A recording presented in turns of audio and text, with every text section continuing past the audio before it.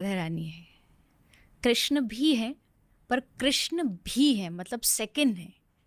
पहले जो है वो राधा रानी है, क्योंकि राधा रानी जो है वो कृष्ण की शक्ति मानी जाती है, पावर मानी जाती है। तो अगर आप राधे राधे बोल रहे हो तो ग्रंथों में, शास्त्रों में, सब जगह लिखा है कि एक राधा नाम सुनते ही श्री कृष्ण के कान खड़े हो जाते कि कोई राधा बोल रहा है। तो अगर आप कृष्ण बोलेंगे शायद चांस है कि वो ना सुने या फिर थोड़ा सा इग्नोर कर दे, लेकिन अगर आप राधा बोलते हो तो कि मतलब पक्का है कि एक बार तो उनकी नज़र जाएगी कि किसने राधा बोला। जस्ट लाइक कि एक मिश्री कहीं भी पड़ी हो, लेकिन उसकी सुगंध को सूंघ कर के चींटी कई किलोमीटर दूर से भी आ जाती है। तो ऐसा हम मानते राधा नाम जो है वो मिश्री है और कृष्ण उसकी तरफ अपने आप खिंचे चले आते हैं, आह, दौड़े चले आते हैं। तो इसलिए एक रीज़न तो ये है।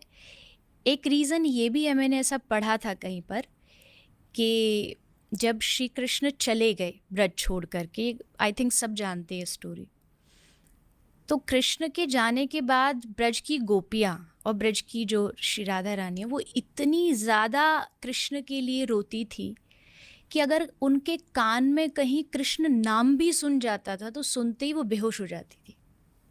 तो राधा रानी के जो पिता हैं, फादर है वृषभान जी, उन्होंने बॉर्डर पर वृंदावन की जो एंट्री है वहीं पर एक सुरक्षा कर्मी खड़ा किया और जो भी एंट्री करता उसको कहा कि यहाँ कोई कृष्ण नहीं बोलेगा, क्योंकि कृष्ण नाम सुना तो इनकी हालत ख़राब हो जाएगी।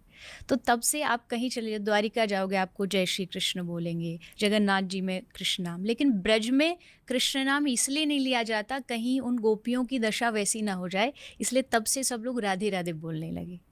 तो वो राधे राधे का एक प्रचलन ट्रेंड शुरू हो गया और आज भी ये पहचान है कि जो आपको, जैसे मैं आपसे मिलूंगी, कोई भी राधे राधे बोला मतलब पक्का वृंदावन वाला है, ब्रजवासी है।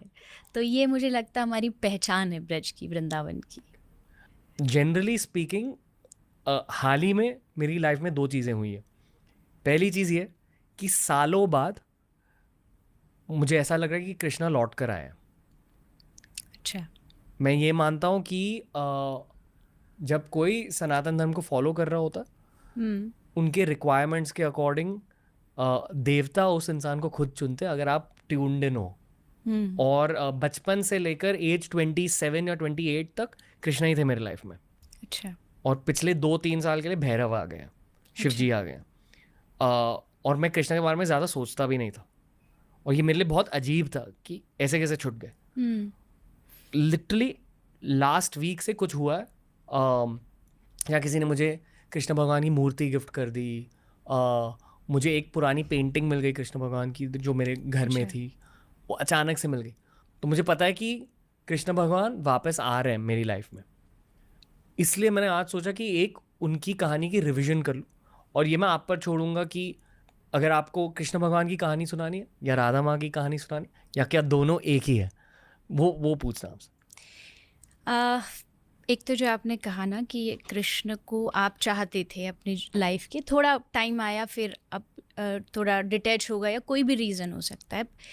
एक कृष्ण के भक्त होने के नाते और एक वृंदावन वाला होने के नाते आई कैन अश्योर यू कि कृष्ण छोड़ेंगे तो नहीं आपको।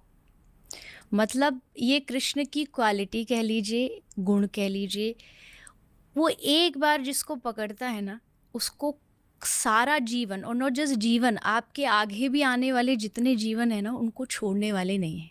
कृष्ण की जो नाम है, कृष्ण शब्द, इसकी जो व्याख्या है, जो डेफिनेशन है वो है कर्ष्यति इति कृष्ण। मतलब जो आपको, आपके दिल को खींच लेता हो, चुरा लेता हो। कृष्ण को चोर जस्ट इसलिए नहीं कहा जाता कि बस वो माखन चुराते थे, नहीं, वो दिल चुराते हैं, वो मन चुराते हैं।